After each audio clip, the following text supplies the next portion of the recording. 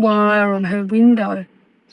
One of the detectives said to me, "I can't understand how you didn't see the gaping hole of the window." But the gaping hole to me was that she wasn't in her bed. She was happy. She was really happy. When I kissed her goodnight, I went out last night. Before I went out, she was reading a book and she was talking about the little kitten that she loved in the book. January 12th, 1976. A quiet street in Beaumaris, Australia. A family asleep in their beds. By morning, one of them will be gone forever. 8-year-old Eloise Worledge vanished from her bedroom in the middle of the night. Her window screen was cut. Her bed was empty, and the only clues were the sounds heard by neighbors in the darkness. A child cry at 2 a.m., a car door slamming, a green station wagon speeding away into the night, 300 police officers, 6,000 homes searched, 50 years of investigation, and still, nobody knows what happened to Eloise Worledge. This is the story of Australia's most haunting cold case, a story of a family torn apart, a community forever changed, and a little girl who simply disappeared.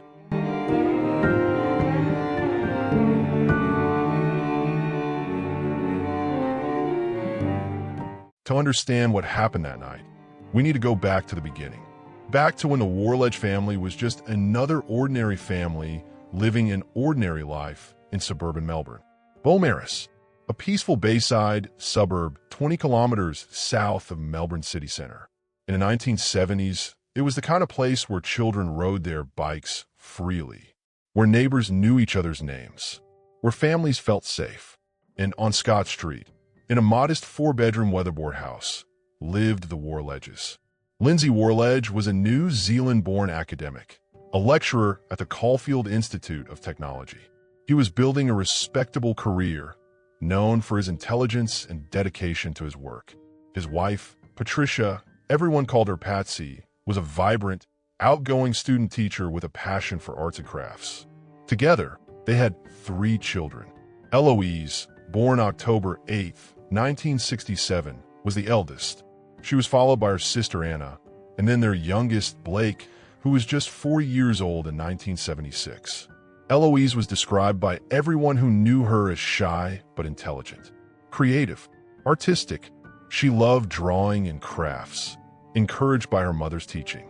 She attended Beaumaris Primary School, just 2 streets away from home. She was active in brownies and a local group called the Hubble Bubble Club. She was, by all accounts, a normal 8-year-old girl living a normal life. But beneath the surface of this seemingly perfect suburban existence, cracks were forming. By early 1976, Lindsay and Patsy's marriage was falling apart. They argued. The tension in the house was palpable. Both had been unfaithful. Divorce was looming like a dark cloud over the family. Lindsay was scheduled to move out on January 10th, Patsy's 33rd birthday, but he postponed it. The atmosphere in the house became even more strained. The children could feel it. They knew their parents were separating.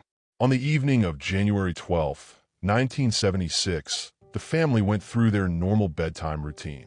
But nothing about that night would turn out to be normal. The children were put to bed. The passage light in the hallway was left on, as it always was. Lindsay stayed up late, finally going to bed around 1 a.m. He didn't realize Patsy had left the front door unlocked.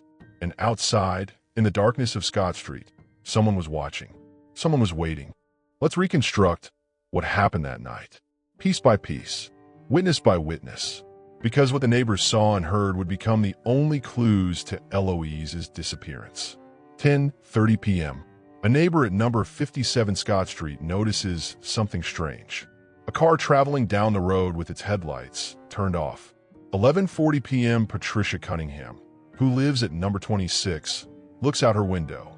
She sees a green Holden station wagon parked near the Worledge house. She doesn't recognize it. It doesn't belong to anyone on the street. Around midnight, and same, a neighbor at number 64 is walking home. She sees a young man walking along the fence line of the Worledge property. Something about him makes her deeply uneasy. She crosses the street to avoid him. At the exact same time, Molly Saltz, another neighbor from further down the street, is driving home. A young man suddenly runs in front of her car, crosses the street, and jumps the fence into the Worledge property. 12:16 a.m. Andrew Jones at number 41 hears noises outside his house. Crackling sounds. Movement. He's convinced there's a prowler in the neighborhood.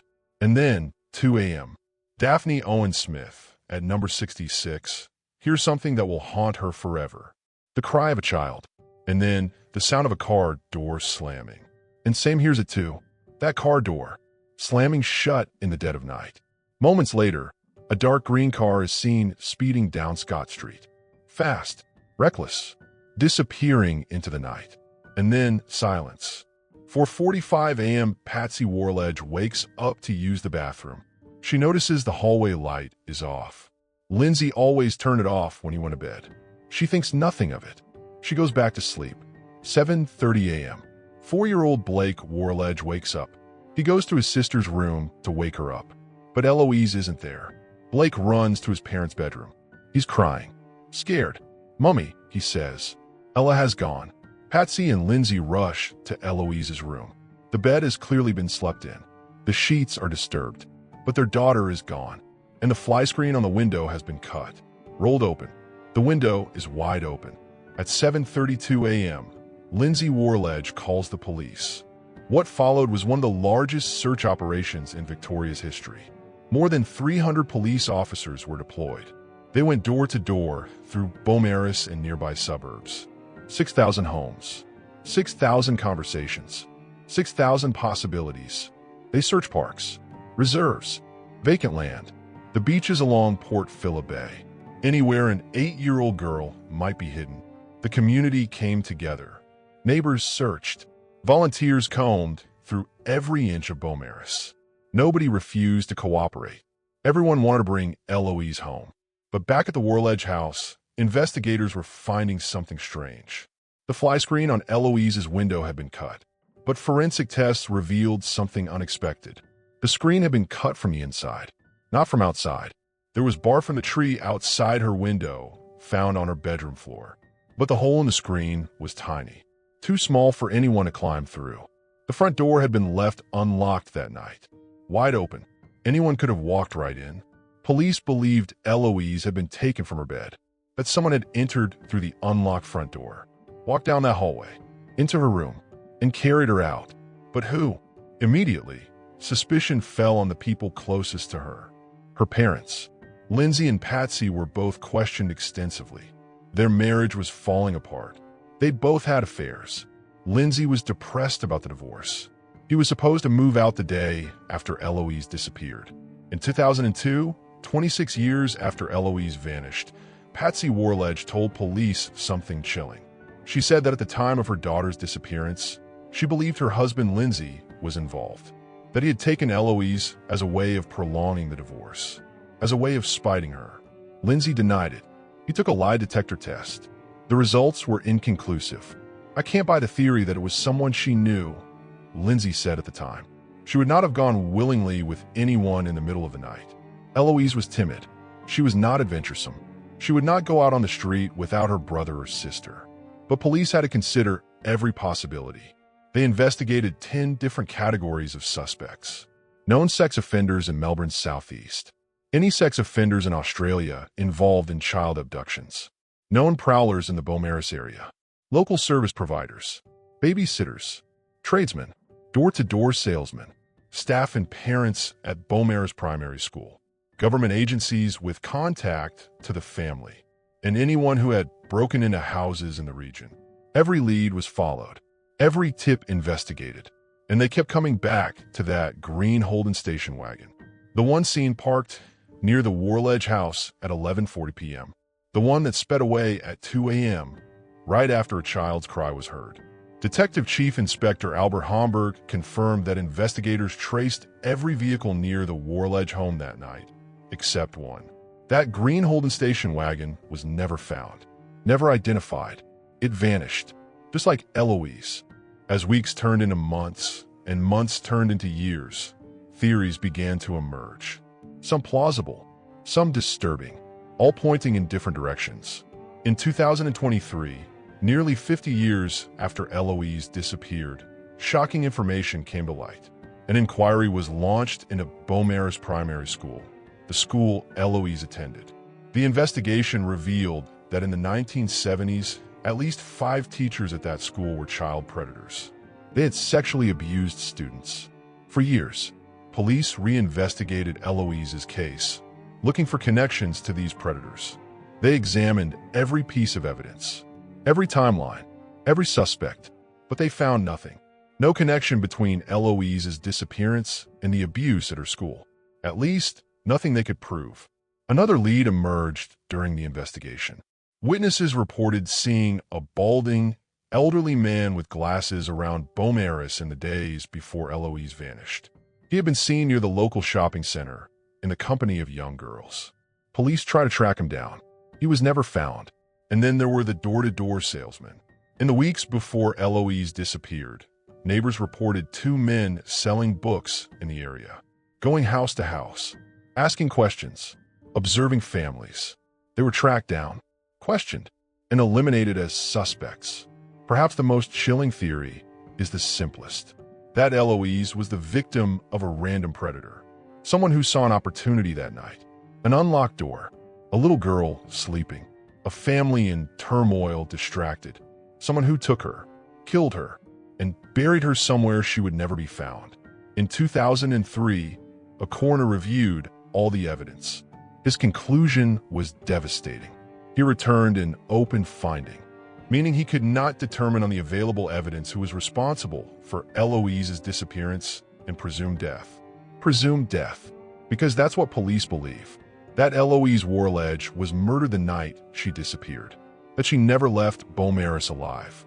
Her body was never found. No physical evidence. No confession. No closure. Lindsay Worledge died in February 2017, 41 years after his daughter vanished. He died never knowing what happened to her. Patsy Worledge died in 2022. 46 years of wondering.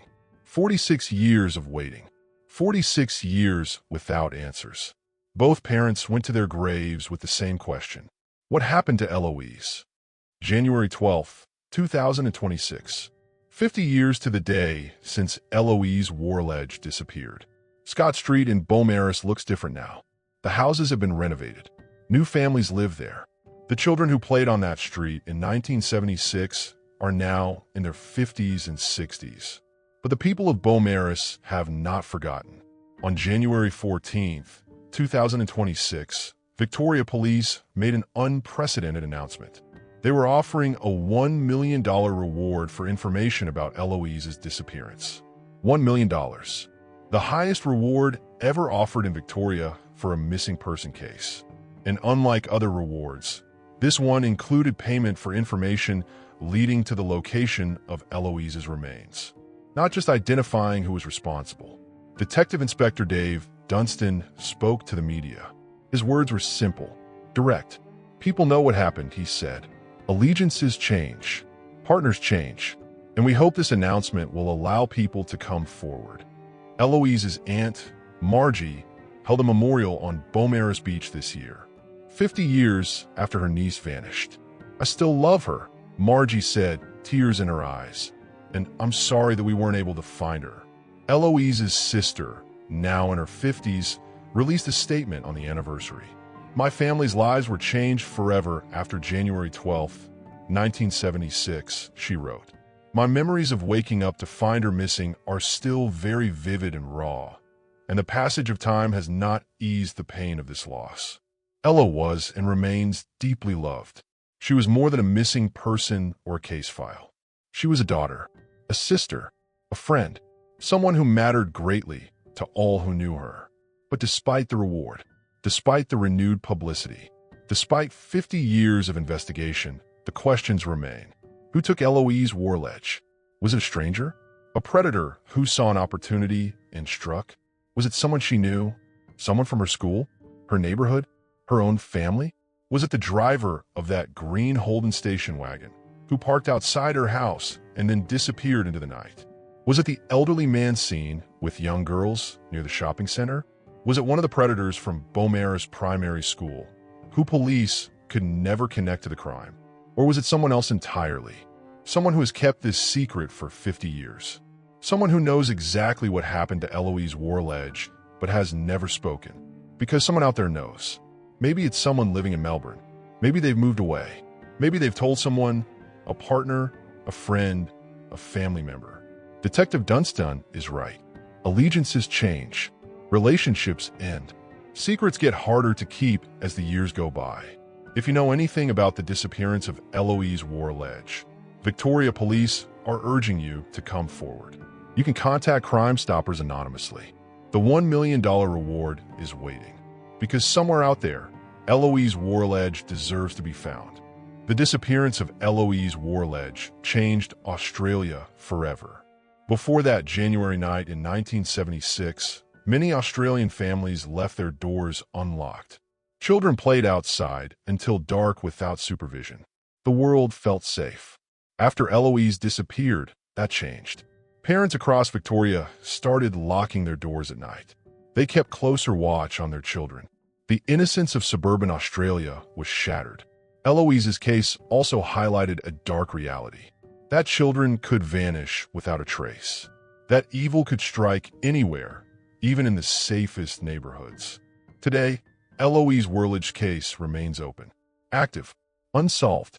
The Missing Persons Squad continues to review any new information. Technology has advanced. DNA testing, digital forensics, methods that didn't exist in 1976. But without a body, without physical evidence, without a confession, the truth remains hidden.